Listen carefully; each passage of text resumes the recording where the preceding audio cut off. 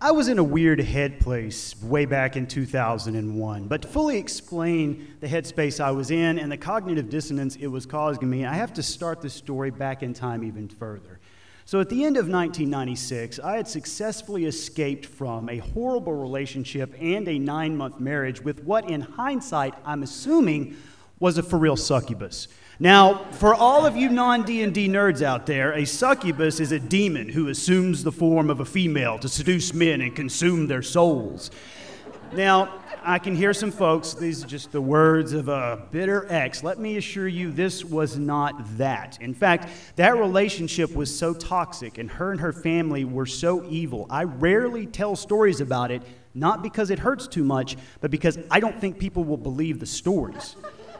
So the succubus and I had met in high school and gotten married only a few months after graduation, and she came from a long line of prodigious con artists.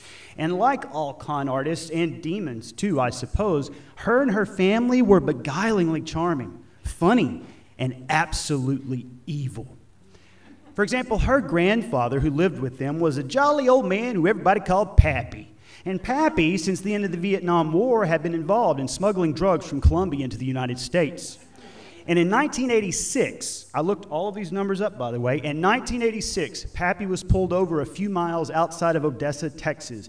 And in the bed of his pickup, he had 706 pounds of cocaine worth over $67.7 million in 1986 money. Adjusted for inflation, that's roughly $180 million. And Pappy had just stolen this cocaine from the Colombians him and his family were supposedly in business with. To save his ass, Pappy turned evidence, went into a federal pen, served a few years, went into a witness protection program, and then promptly escaped to meet back up with his family to help run a lumber business that was actually a cover for a meth lab in Waco. Now, the succubus's mother was a master manipulator in her own right and a felon-level con artist, and her stepdad was perhaps the most violent, physically terrifying sadist I have ever had the displeasure of knowing. He genuinely took pleasure in hurting people.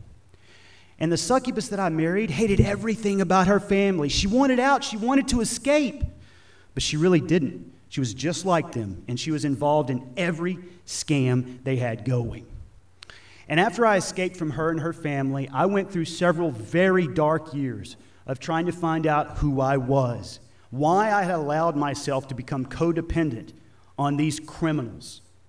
And with the help of family and friends and a lot of self-help books, I found myself back on the right track. And I found myself a freshman at Baylor University at the ripe old age of 21, going on 22.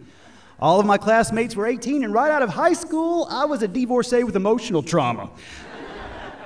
But I was happy to be there, and I made two promises to myself at this point. One was that I would never allow myself to truly fall in love ever again, and I would never, ever get married again. So that was my headspace in 2001.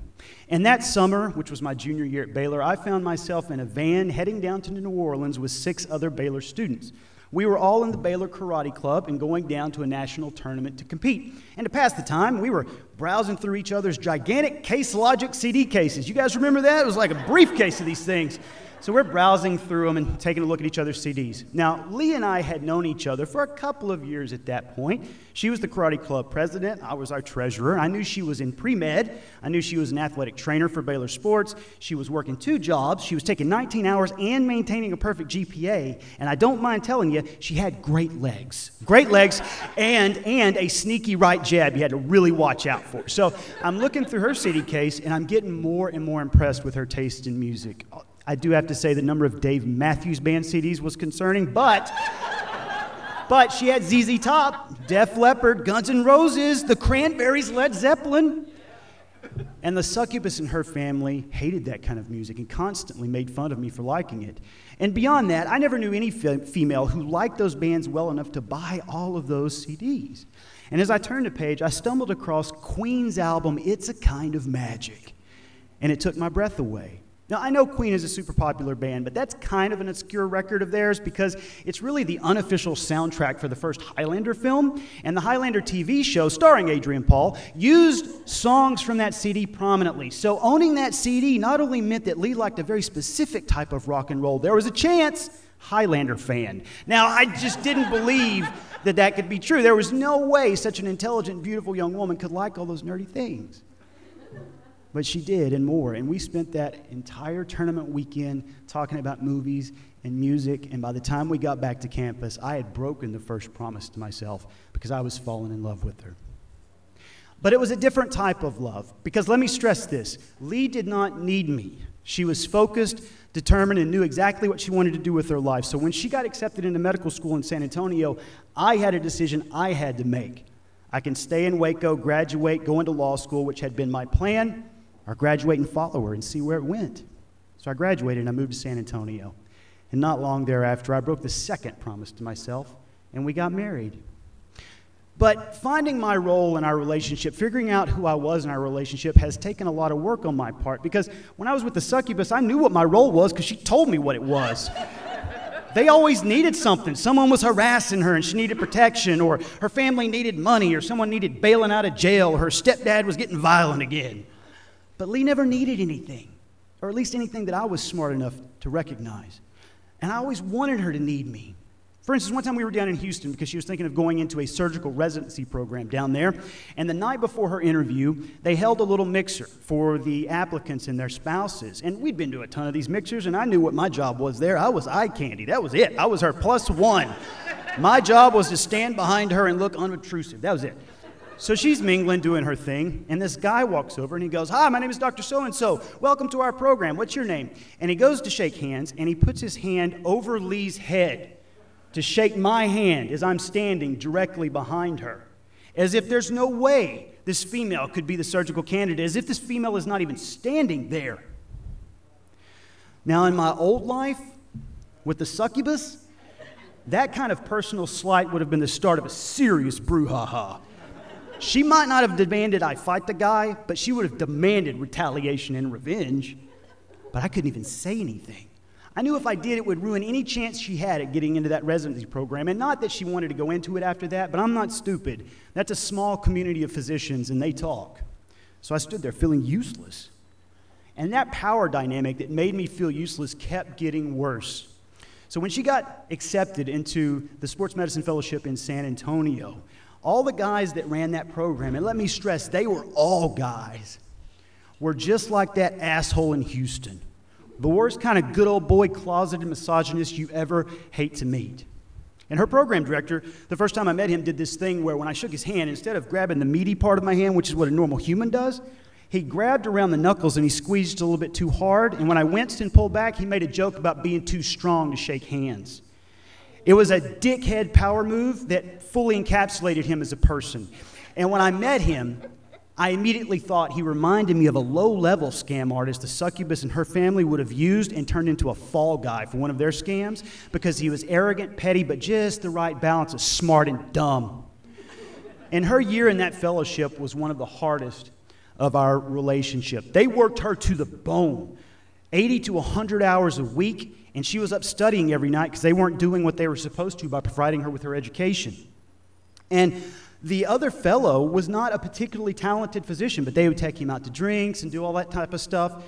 He wasn't all that talented of a physician, but he had a penis. So as far as they were concerned, that's what made a good physician.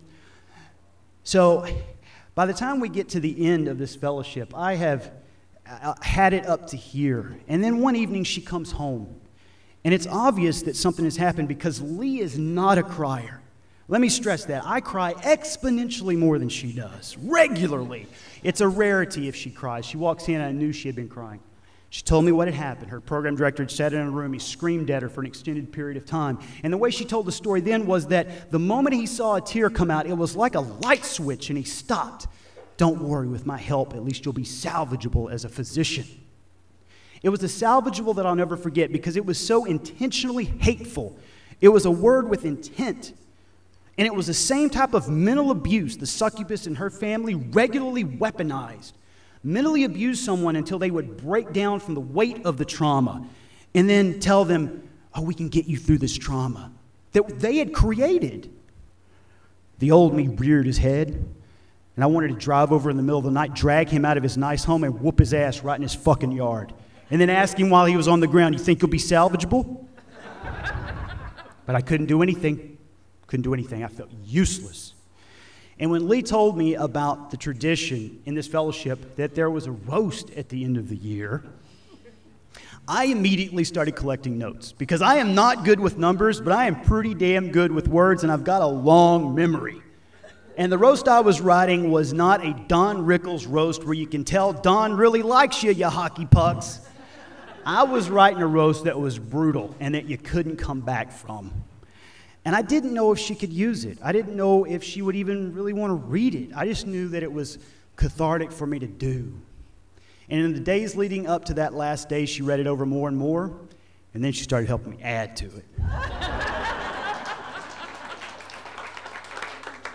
And on graduation night, she printed it out, took it with us. And as we had dinner, she kept slamming rum and cokes and glancing at it under the table.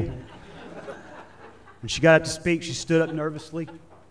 She unfolded it, and she read every goddamn word on it.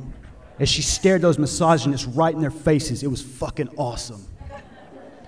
And that last part was dedicated to her program director. It was the most veiled and nuanced, but she wanted him to know, we knew how you treated me. We knew you were breaking the rules. And she read it, and his face was filled with hatred and anger, but most satisfyingly, fear and shame.